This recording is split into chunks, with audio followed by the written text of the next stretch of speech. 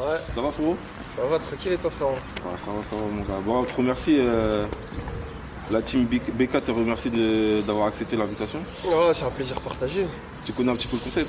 Ouais, j'ai vu à travers l'interview de Mohamed Wada, Dylan Vizer, sur les réseaux, j'ai partagé. Non, je trouve que c'est un concept génial. Ouais, Ouais, c'est je cool connais. en tout cas. Et là on est chez toi aujourd'hui, c'est pour toi l'épisode. Et on est dans ton city. Qu'est-ce que ça t'évoque? Bah, ça m'évoque les débuts du football, la source. Ouais. Ma mère, mon bâtiment là-bas, ma mère m'appelait pour me dire de rentrer. Ouais. À la peu devant tout le monde. À l'appeler devant tout le monde, même des fois quand j'entendais pas, vu qu'il y avait du monde. Pris par l'euphorie et tout ça, quand tu joues, c'était tu gagnes, tu restes, tu perds, tu sors. Et quand on gagnait, bah il y avait du monde, tout ça, et j'entendais pas quand elle m'appelait. Elle descendait. Ah, des fois, de chercher. Ouais, elle venait jusqu'ici là. On dit là-bas, tout ça. Ouais. Et à mon C'est allé au gueule- courant. Ouais, j'allais en courant. Des fois j'ai même pris des roustes. Ah, ici. Ouais, devant tout le monde. J'ai même pris des roustes parce que j'entendais pas quand elle m'appelait. Mais bon, on est tous passionnés de football. Ouais. Et on était amoureux très très vite. Donc nous, c'était école, déposer le cartable et venir au City Stade. Donc ouais, avant c'était pas comme ça, c'était pas du béton, c'était une petite pelouse synthétique. Après depuis ça a changé, mais c'est vraiment un lieu qui est... Symbolique comme ça. Ouais, c'est symbolique pour moi, c'est là où, Ta jeunesse. ouais, où j'ai pris énormément de plaisir. C'est parce qu'aujourd'hui le football c'est devenu du business avec le football comme on le connaît maintenant, où il y a les transferts. Aujourd'hui les joueurs ils représentent une valeur marchande. Mais ici on n'était pas une valeur marchande. Ici c'était vraiment pour s'amuser avec les copains et il y avait la compétition de ne pas sortir et de rester. Nous étions les plus jeunes. On voulait montrer aux plus grands que malgré l'âge, Là, il n'y avait pas d'argent, il n'y avait rien. il n'y avait rien du tout. C'était le talent qui parlait. C'était la fierté, l'ego, l'orgueil. C'était vous êtes plus grands que nous, mais on va vous montrer que nous aussi on rivalise avec vous. Avant tout ça, vous arrivez au City, ici, t'as eu Ouais, un autre je parcours vivais, aussi. avant d'arriver ici, je vivais dans un immeuble qui a été détruit. Ça s'appelle Daniel Sorano, c'était de l'autre côté. Voilà, maintenant l'immeuble a été détruit. Mais avant ça, j'habitais de l'autre côté du quartier. Et avant ça, quand je suis arrivé à du Bled, avec ma famille, on vivait dans la région parisienne. Et bah, voilà, c'était compliqué, hein. Ma mère venait du Bled. Elle est arrivée, on dormait dans des dortoirs avec ma soeur et mon frère. Ma mère elle dormait ailleurs parce que c'était des dortoirs que pour enfants. C'était pas pour les adultes. Ça a duré comme ça pendant 2 ans, jusqu'à ce que ma mère a trouvé un boulot. J'ai vécu ici jusqu'à mes 19-20 ans, avant de signer au Havre. Et après c'est là que j'ai pris mon envol et que j'ai commencé ma carrière. Et tu nous parlais de ta mère, elle a fait beaucoup de sacrifices pour vous. Énormément. Parce que énormément, tu nous as dit que énormément. déjà elle est venue seule avec vous. Bah, elle a sacrifié son mariage. Elle a sacrifié son mariage avec mon père. Ils étaient mariés depuis 2 ans. Et pour qu'on ait un avenir, bah, avec mon père, ils se sont mis d'accord pour qu'ils viennent vivre en France. Donc mon père, je le voyais tous les 4 ans. Il venait principalement à la période de Noël, pendant 2-3 mois. Après, il repartait en février. Et ça a duré comme ça jusqu'à ce que je prenne mon appartement, que je quitte le domicile familial. Et même à côté de ça, ma mère elle a gagné pas énormément. Donc les paires de chaussures de foot, ça coûte cher en plus. Je me souviens, ma première paire de chaussures, c'était une paire de Atemi. C'était une paire de Atemi, je crois que la paire coûtait 30 € par là. Et je devais faire toute une saison complète avec la paire. Et c'est quand ça a commencé, quand je suis parti de la SNCB Château-Blanc pour aller à Quevilly. C'est là que j'ai commencé à avoir des paires de chaussures de marque. C'est qu'à ce moment-là. Après, voilà, arrivé 15 ans, 16 ans, il y a les copains à côté, ils ont les dernières paires de chaussures, tout ça. Donc ma mère a voyé à côté, voilà, je lui ai demandé est-ce que je peux avoir cette paire de chaussures là, ça coûtait une centaine d'euros. 100 euros, c'est. Elle les a obtenus quand même. Elle les a obtenus, je me souviens, j'ai jamais vu ma mère s'acheter une paire de chaussures. Ouais, jamais. Elle a vraiment, elle s'est vraiment sacrifiée pour tout nous donner à nous, ses enfants, même quand arrivait Noël. Vous avez toujours des cadeaux. On avait toujours des cadeaux, les derniers cadeaux, la dernière PlayStation qui venait de sortir, elle s'est toujours débrouillée pour qu'on manque de rien. Voilà, C'était son rôle aussi. C'était son rôle, mais toutes les mamans ne sont pas comme ça. Aujourd'hui, quand je vois les générations de maintenant, les mamans qui s'achètent les derniers talents, le sac Louis Vuitton, tout ça. Non, ma mère, c'était pas du tout dans ça. Ma mère, c'était ses enfants et après elle. Mais comme on était 3, c'était que ses enfants, il n'y avait pas de elle.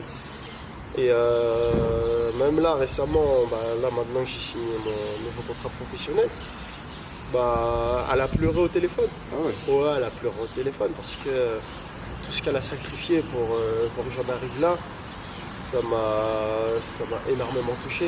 Et aujourd'hui, maintenant que je suis footballeur professionnel, c'est à moi de lui rendre l'appareil. Ouais, franchement, c'est sympa de connaître ce côté. Parce qu'on connaît le footballeur, mais on ne sait pas ce qu'il a vécu avant. Bien sûr, aujourd'hui, quand on dit footballeur professionnel, maintenant que je le suis, c'est souvent assimilé à la belle vie. Ouais. Tu crois qu'il n'y a pas eu de galère, que le parcours il a été facile, alors que pas du tout. Le parcours il a été très très compliqué, d'autant plus que moi, à un moment donné, j'ai été diagnostiqué ne plus être sportif, parce que j'ai eu 2 grosses blessures. J'ai été opéré des 2 genoux parce que j'ai eu un problème de croissance.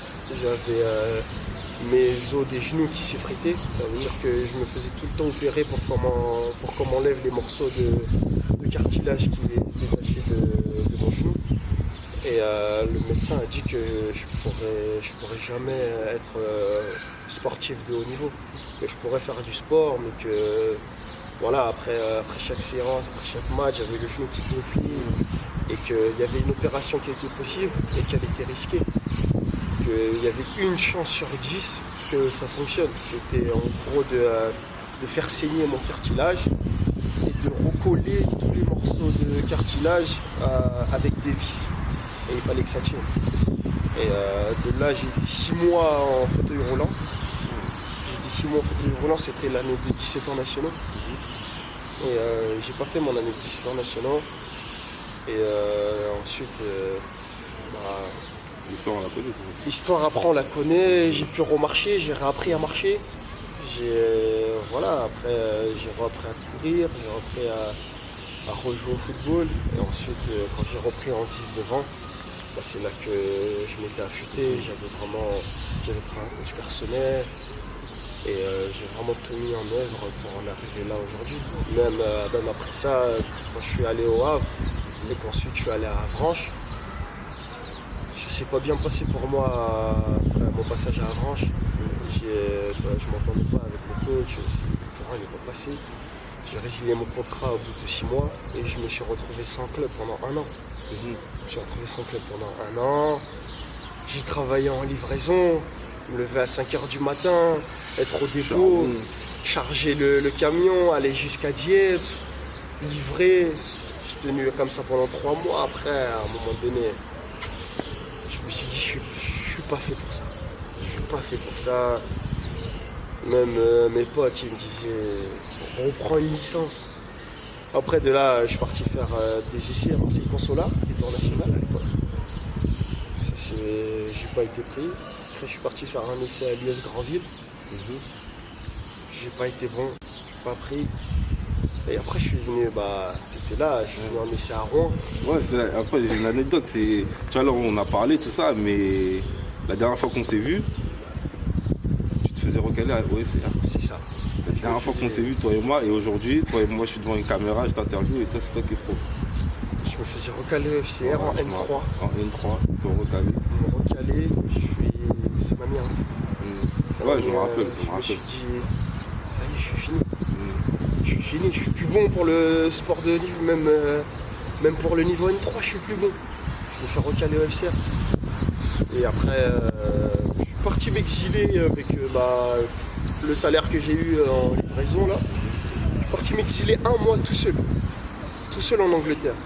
J'ai pris des affaires, j'ai pris un flexibus et je suis parti à Londres. Je dormais dans une auberge durant un mois. Et je m'entretenais là-bas, je faisais du footing, des fois je jouais avec des gens dans la rue, tout ça. Jusqu'à ce qu'à un moment là-bas, nous ici on a les fives, où on appelle, on va, on paye 6 €, tu joues avec tes potes et après tu rentres chez toi. Alors que là-bas c'est pas du tout comme ça. Là-bas c'est une ligue, il y a une ligue là-bas et un jour il y avait des gens, ils avaient un match. Et quand je jouais dans la rue avec certaines personnes, il y a un mec qui m'a dit ouais, toi j'aimerais bien que tu rejoignes mon équipe dans ma ligue. On a un match là contre une équipe, c'était les premiers du classement. Et j'ai fait un gros match. Tout ça. Et le mec là il me dit tu fais pas de foot à haut niveau. Je dis non, je suis sans club, tout ça. Et il me dit la semaine d'après on a un match contre les potes de Nathan Ake. Nathan Ake qui était à Bournemouth. Et maintenant il est à Manchester City. Et en gros, des potes à lui, il devait jouer contre son équipe. Et on a joué contre eux. Il y avait Nathan Ake qui était venu regarder tout ça. Et à la fin, il me dit ouais, tout est fort, tu joues pas, tout ça. Je lui dis non, je cherche un club, tout ça. Et il me dit écoute, là il y aura un grand match en 11 contre 11. Viens, si ça t'intéresse, il y aura des recruteurs de clubs de Lucas, tout ça. Et de là, je dis ok, tout ça, je vais le faire. Et c'est là que mon ancien agent, il m'appelle, il me dit ouais, il y a un club, et il veut bien que tu le rejoignes, c'est le club de R1, de Villemarans. Il connaissait le coach, David Chiguel, tout ça, il me dit ouais, il y a un match amical là, c'est on joue contre Saint-Léger, je crois. Là, t'es encore en Angleterre quand il t'appelle? Ouais, je suis encore en Angleterre quand il m'appelle. Et il me dit, faut que tu rentres, il veut te voir en match amical, tout ça. Il veut te voir à l'essai. Tu te rends compte, à l'essai en R1. Ouais, c'est un truc de... Maintenant, en R1, tu dois faire des essais. En essai en R1, sachant que moi, je me disais... T'as un CV déjà un petit peu? J'avais un CV déjà, parce qu'au Havre, quand j'avais été au Havre, là, t'as fait Quevilly. J'ai formé à Quevilly, Manu D'Acosta, il me lance en CFA, je joue en CFA, tout ça, je joue en CFA 2 à Quevilly, après je vais au Havre. Au Havre, je joue latéral, je suis dans l'équipe type de CFA 2 foot national, tout ça. Je m'entraîne avec la Ligue 2, et juste dans l'espace de 1 an où j'arrête de jouer au foot, on me demande de me mettre à l'essai. En gros, maintenant, on doute de mon niveau. Et moi, comme je m'étais fait recaler à Rouen, je me suis dit, ça y est, je suis fini pour le haut niveau, c'est terminé. Donc, je ne vais pas faire le match d'essai en Angleterre, je rentre et je vais faire le match d'essai à Maron. Et de là, le coach, il me dit, ouais, je veux que tu me rejoignes. En plus, quand j'arrive, c'est au mois d'octobre. Ça veut dire le championnat de R1, il avait déjà commencé. J'arrive, on gagne, ils me mettent défenseur central, tout ça. Il me dit, ouais, je veux que tu me rejoignes, tout ça. Et de là, je signe à Maron, sans rien. Pas de revenus, gratuit, une simple licence. Et on fait la saison. Arrivé à la trêve, on est premier à la trêve avec Maron. Ça se passe bien. Je vais faire un essai à Passy-sur-Eure, qui est en M3. Je vais faire un essai à Passy-sur-Eure. Le coach, je crois que c'était Huet. Je crois que c'était Huet son nom. Et il me dit ouais, je veux que tu me rejoignes pour la deuxième partie de saison. Et de là, le coach David Chiguel, il me dit non, tu peux pas nous quitter maintenant, on est premier. Je lui dis ouais, mais moi j'ai pas de revenus, j'étais chez mes parents, j'avais 0 revenus. Et de là, le club de Marom, il me débloque un emploi civique. Et plus des primes de match, tu vois. Donc je décide de rester à Marom, de finir la saison à Marom. Et du coup, on finit la saison à Marom et on termine premier de R1 en montant M3. Et de là en M3, ça se passe bien. Du coup, il y a Beauvais et la réserve de Dakar qui contactent mon agent pour que je les rejoigne, tout ça. Et au vu de la saison qu'on a réalisée, mon coach David Chiguel, il reprend le FCR en tant que coach, en N3. Et il m'appelle et il me dit ouais, je veux que tu me rejoignes à Rouen, tout ça.